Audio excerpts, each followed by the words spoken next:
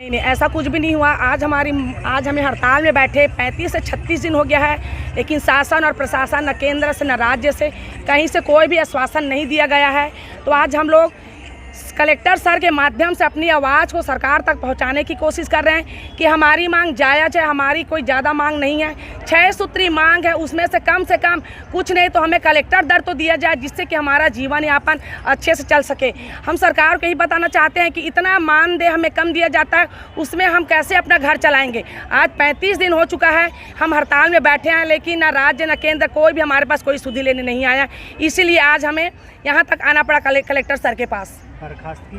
बर्खास्त भी हो चुके हैं हम लोग। 2 बार हमें अल्टीमेट दिया गया कि 48 घंटा का टाइम दिया जाता है, लेकिन हम सब बहनों का कहना है हमारी जो लड़ाई है वो लड़ाई अब आर और पार की लड़ाई है।